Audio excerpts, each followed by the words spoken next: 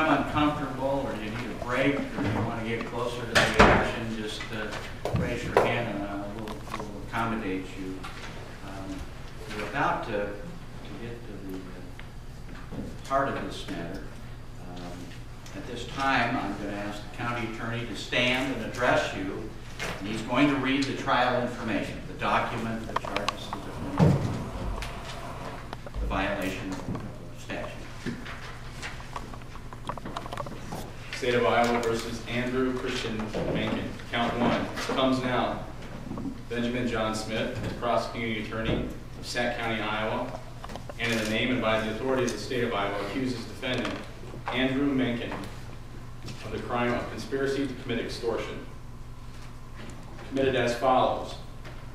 On or about March 25, 2013, defendant agreed with Jason Heffelmeyer and or Elizabeth Ann Aschinger that one or more of them would commit extortion and or theft, or solicit another to commit extortion and or theft, or attempt to commit extortion and or theft, and the defendant entered into the agreement with the intent to promote or facilitate extortion and or theft, and the defendant and or Elizabeth Ann Aschinger and or Jason Heffelmeyer committed an overt act which was done in Sac County and or began in another county and continued through and or ended in Sac County, and that neither the defendant nor Jason Heffelmeyer nor Elizabeth Ann Aschinger were law enforcement agents investigating the criminal charges herein or assisting law enforcement agents in the investigation of the same when the alleged conspiracy began.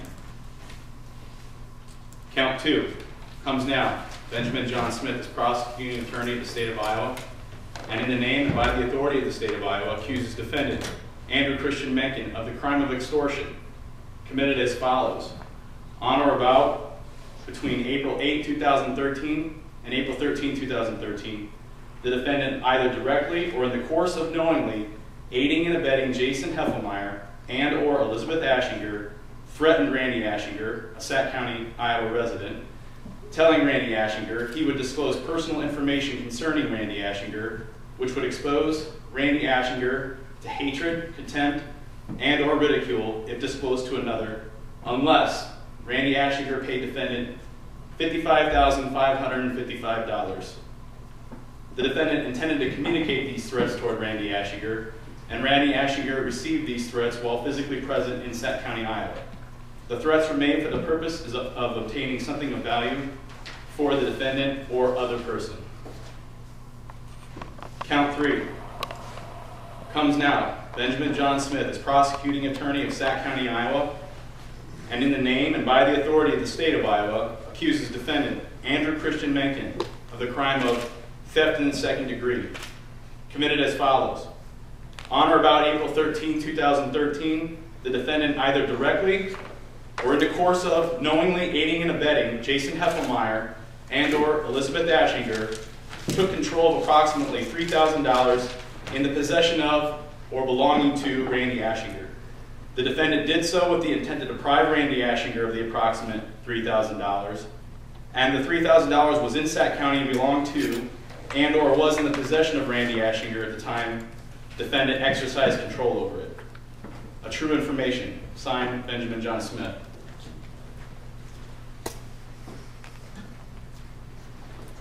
Ladies and gentlemen, to each and every count, the defendant has entered a plea of not guilty. As stated previously,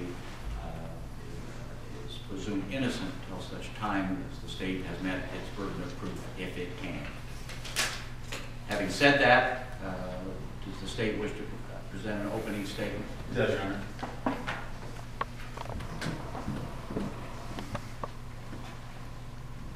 I want each and every one of you right now to think about the most darkest, most intimate, most personal secret you have, either about yourself or about somebody else. Information or a secret that you would want no one in the world to know. I want you to think about that.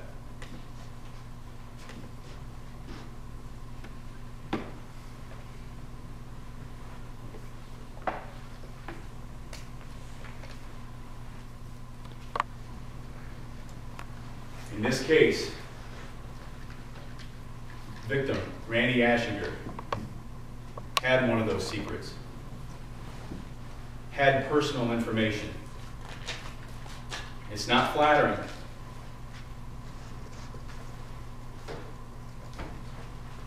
Defendant took that information and with the assistance of the victim's daughter-in-law and his best friend, extorted him, threatened Randy Ashinger that he would disclose that information unless Randy paid a certain sum. Stated earlier, $55,555. And you'll hear from Randy Ashinger, the victim in this case, and defendant's former best friend, Jason Heffelmeyer, that he was behind this, and he was part of this. Randy Ashinger will be the first witness. He's going to testify on April 8, in the morning of April 8, 2013 of this last year. He got a phone call from a number he did not recognize and did not know, and that caller, a male caller, left a message telling Randy that he had some farmland, identified himself as Bob Wallers, had some farmland that was adjacent to Randy's. Randy's a farmer. And that he would appreciate a call back from Randy. Randy didn't call back. About 12:30 that same day, caller, male caller, same voice, same number, calls Randy's cell phone. Again, this time Randy picks up. And the caller tells Randy something to the effect, "Listen and listen good. I know what you're trying to do with your daughter-in-law. I know all about the text messages you sent." They discuss a dollar figure. They discuss possibly exchanging money. All for the purposes of extorting Randy Ashinger. The threats.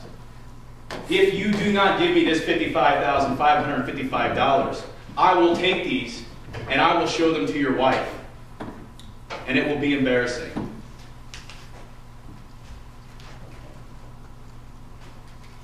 What text messages? Ask yourself. Deepest, darkest secret. The victim, Randy Ashinger, had an affair with his daughter-in-law. And he's going to testify to that. And he's going to testify that that continued for a number of years. And he's going to testify that his daughter-in-law used that against him, the threat of exposing him, and had been for a while for money.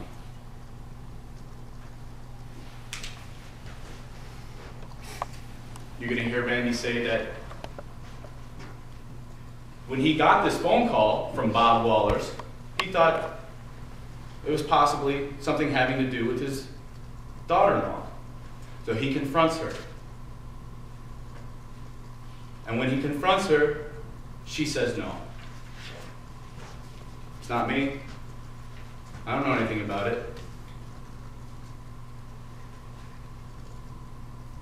But when he confronts her in person. And while he confronts her in the same building, defendant was there.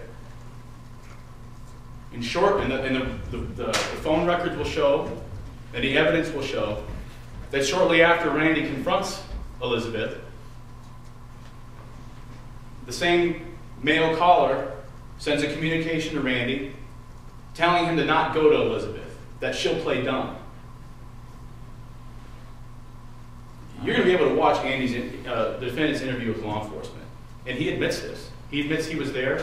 He admitted that he called up his best friend and told his best friend the goings-on between the victim, Randy Ashinger, and his daughter-in-law in that 24-hour fitness facility in Carroll. It's the only way that information could have gotten back to the mail caller and then to the defendant, or excuse me, the victim. And you're going to see a pattern of this. That's putting daughter-in-law, Jason Heffelmeyer, who will testify they barely knew one another, and then the go-between, defendant. So the only way this information could have been passed from Jason to the victim, Randy Ashinger. It's the only way.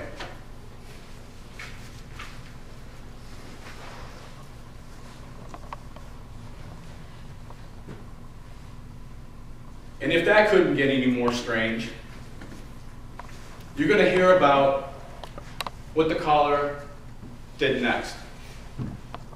The mail caller, Bob Wallers, Jason Heffelmeyer, same person, defendant's best friend, Jason Heffelmeyer.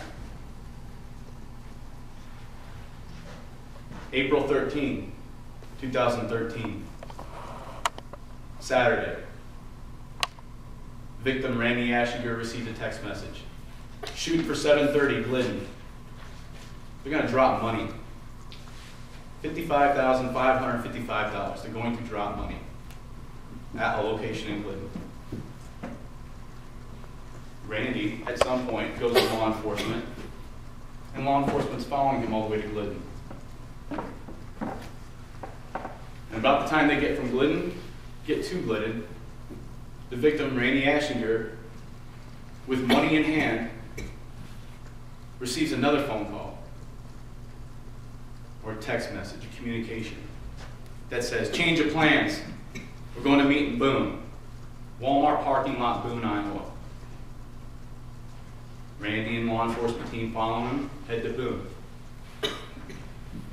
You're going to hear testimony and evidence is going to be presented that once they got to Boone,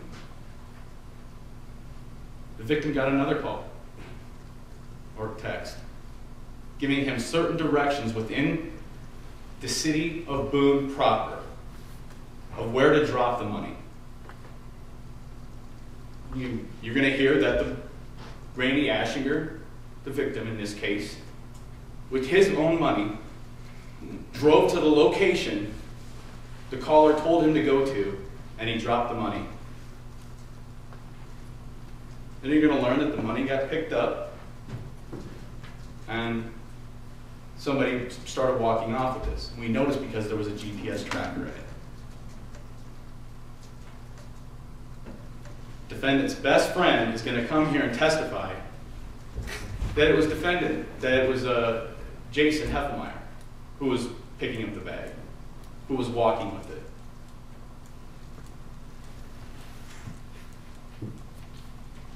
And he's going to also tell you that defendant Andy Menken was the getaway driver.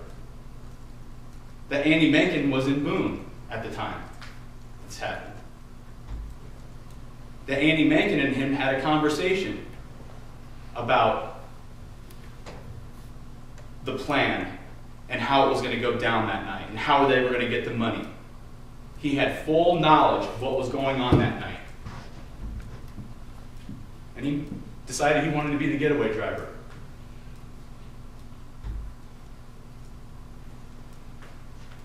But when the sheriff subpoenaed the phone records, in this case,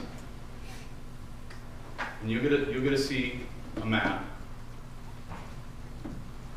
It's gonna definitively put defendant there.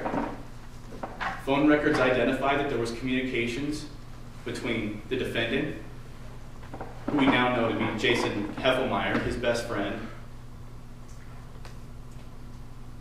Jason Heffelmeyer purchased a track phone, used that to call Randy Ashinger. And the sheriff, for a number of different reasons for which you'll hear about, brought Mr. Menken in for questioning. And you're going to get to watch the video. The sheriff asked him, what's going on? Defendant, I got nothing to do with it.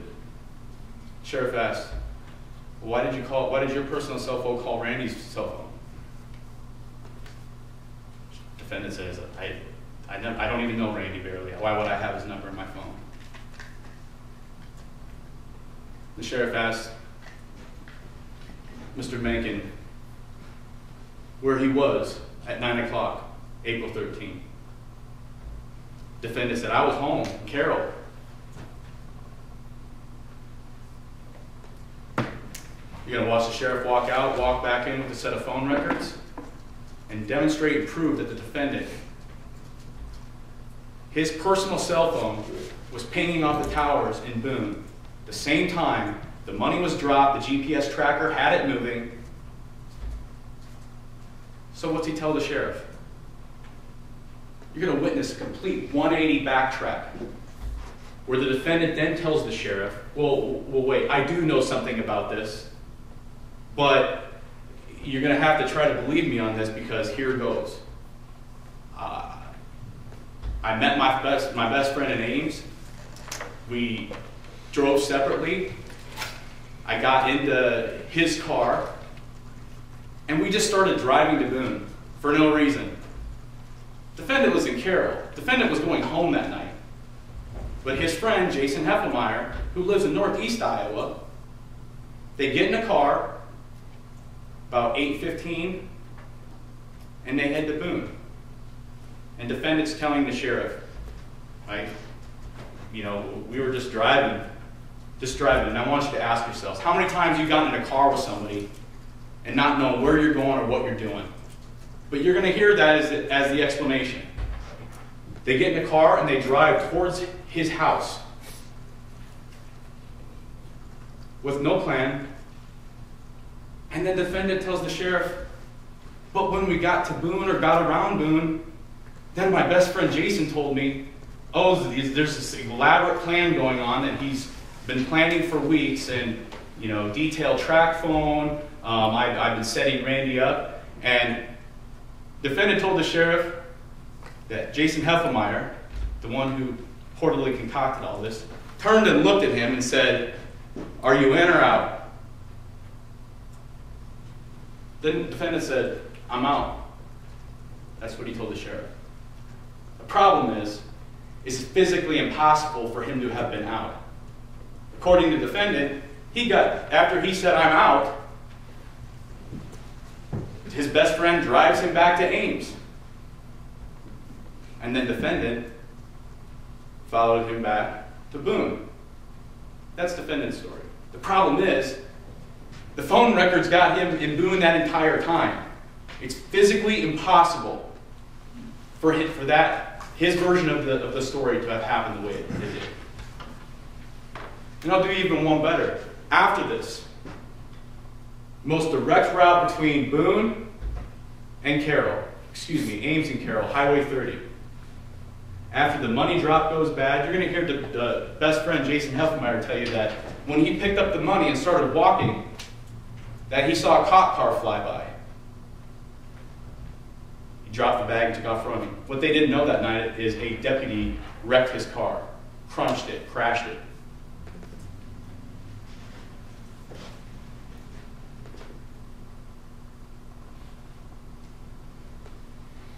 Best friend is going to tell you that Andy came and picked him up, that he called Andy, and Andy came and picked him up. But that's not the story that he told the sheriff. And the point, one up that I promised you, is that when defendant actually decides to go home that night, he drives not from Ames to Carroll, because after the heist gone wrong, the friend then takes him back to Ames.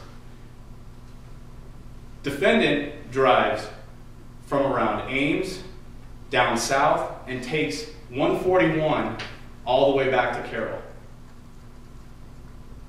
Why would you do that? But you get to hear his explanation. You might not like the victim in this case. You might not like what he did with his daughter-in-law and what she did as a willing participant. You might not like that. It is not on trial here. That's family business. Family works that out. Your deepest, darkest secret. Purchased for $55,555. You don't have to like the victim in this case.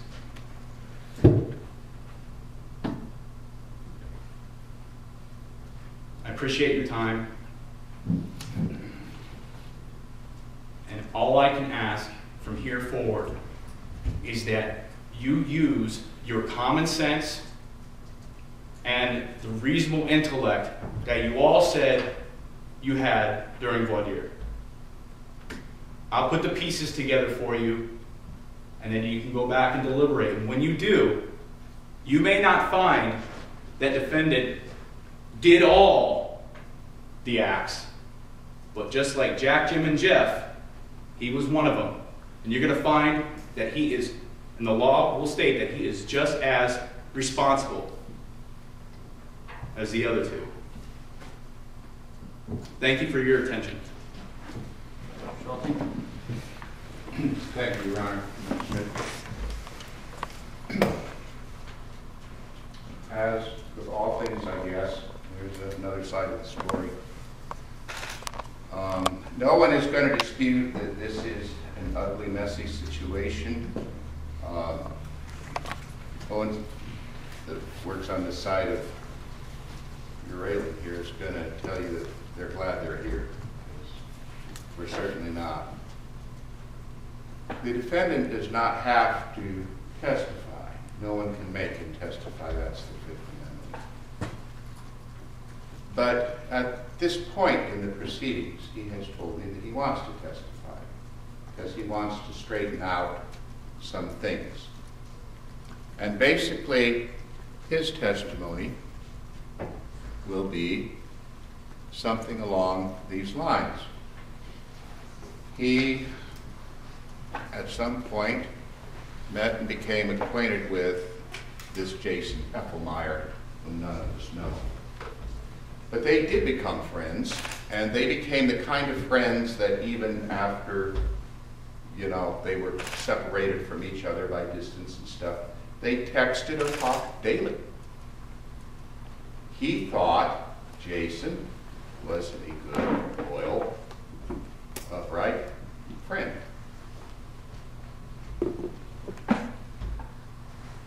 He, at some point, began working out at a gym in Carroll called Anytime Fitness.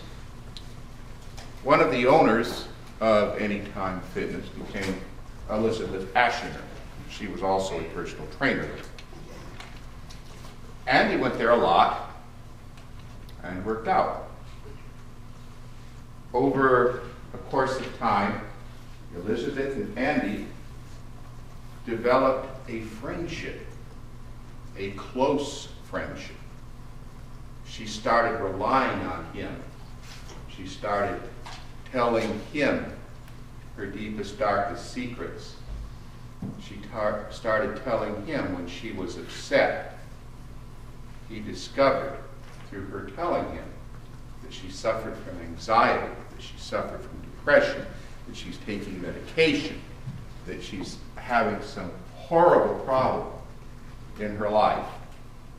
Eventually, her horrible problem is that she feels she's being forced to have sex with her father-in-law, with her husband's father. And she's having a hard time dealing with this. And he does what he can to help her, console her. Three times he runs her to the emergency room at the hospital when she's having a panic attack, breaking down. And as I said, they become very good friends. Both would tell you it never became a romantic relationship. It never became a physical relationship. They're just good friends. But Andy had another friend, Jason Heffelmeyer, again, whom none of us know. And Jason Heffelmeyer and Andy, this is going to get confusing because we have to be careful about the Randy and the Andy thing. But he set that aside. Andy decides, because he and Jason talk about everything, to tell Jason about the problems that Elizabeth is having. Now, I don't think that's particularly odd that you discuss something of that magnitude with a good friend. Hopefully you can trust your friend to not do anything with that information. But as time goes on, just to sort of shorten things up for you a bit, as time goes on, Jason apparently comes up with this scheme. He doesn't tell Andy anything about it. He has testified he didn't tell Andy anything about it. He's going to use this information he got from Andy. Yeah, he got it from Andy. Innocently, Andy told him about what was going on between Elizabeth and Randy. He's going to use that information. He's going to violate not only a lot of things, but he's going to violate a friend's trust. And he's going to use that information for his own purposes. He comes up with the idea to extort money out of Randy Asher. Elizabeth would testify, Andy will testify at some point. Jason wanted to get Randy Ashinger's phone number. And he asked Andy for it. And Jason will tell you, Andy wouldn't give it to him. So he comes up with an idea. Well, I'll call and ask Elizabeth if she will give me the number. Well, she's not going to give me the number. So he pretends he's a seed salesman or a feed salesman or a farmer that's interested in buying land next to her Ashinger's farm. And he calls her up and says, "Hi, this is so-and-so. I would really like to talk to this Randy Ashinger. I noticed your name is Ashinger also. Would you possibly have his phone number? Because I want to do some business with him. I got to sell him some seed. I got to deliver some feed or something." Well, she buys it and gives him the phone number. He calls and he threatens. And I think the evidence will show that this is the first time that happens. And she gets a call from Randy. He's not really very happy. What's going on? What are you doing? She's at the gym.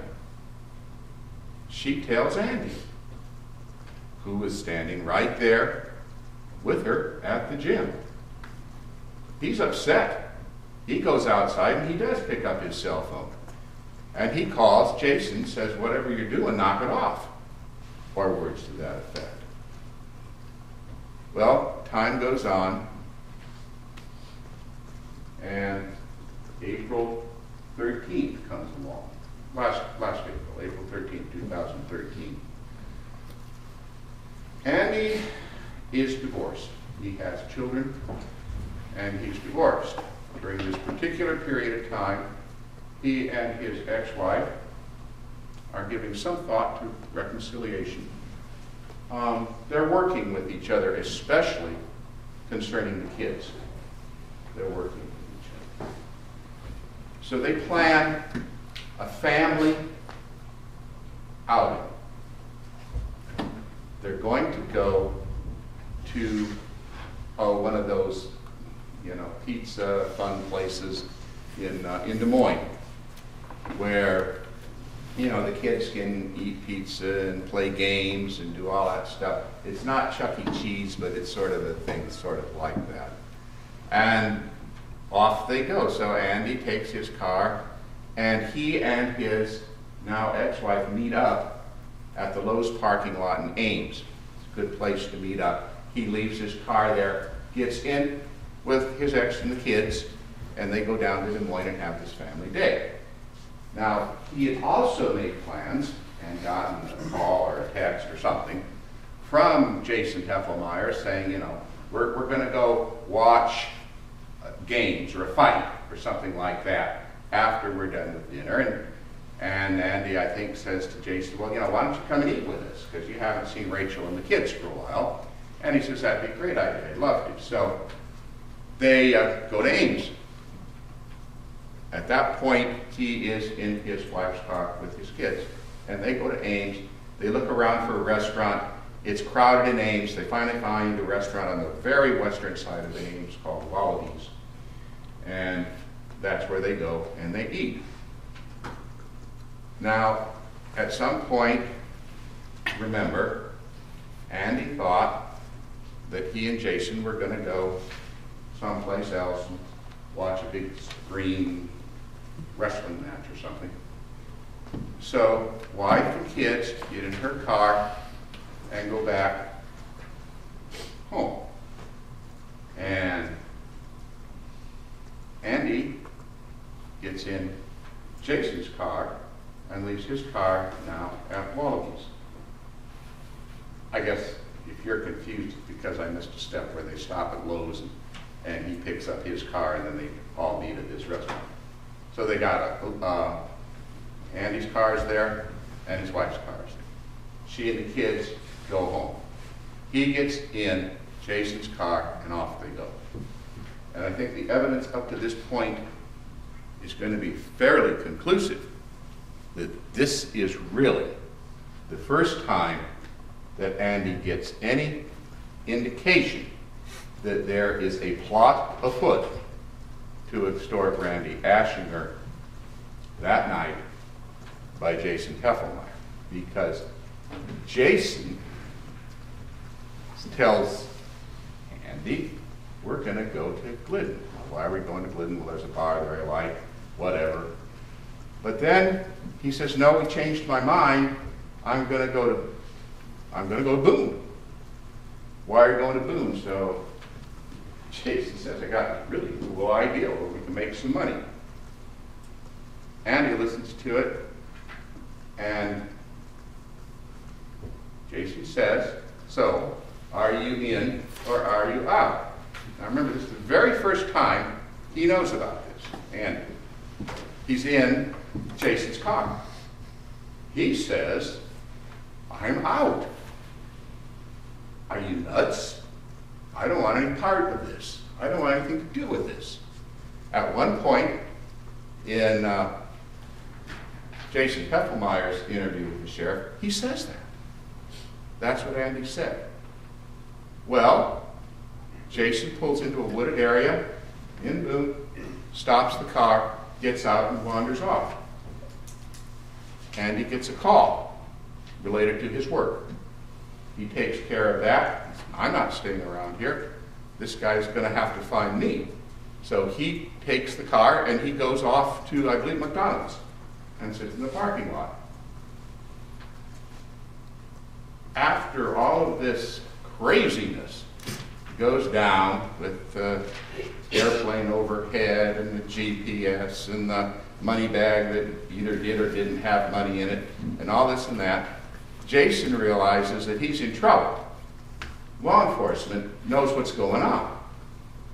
So he scoots back, calls Andy, and I guess the only thing Andy maybe did, which he said, which he should not have done at that point, was say him at the parking lot at McDonald's.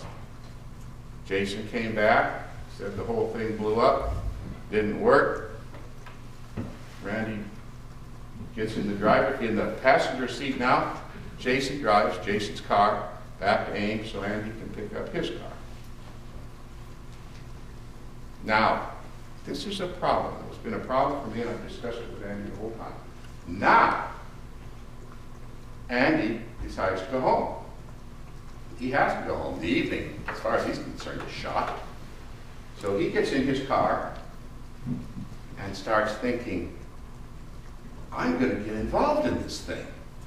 People are going to start connecting me with this. I don't want to be confronted by law enforcement, by sheriffs, by police officers tonight. So I'm going to take another route back to my home in Carroll, other than Highway 30. And that's what he does. And I say, well, that makes you look suspicious. He says, I'm getting connected in this thing. I'm scared to death. I'm a court officer. I can't be involved in something like this. I can't even be connected to it. So he goes home, and later on, everyone gets arrested, and we're here. Listen to both sides. Determine on your own, after listening to everything, what the evidence really proves. Did it prove beyond a reasonable doubt that Andy Menken did what they're accusing him of? Thank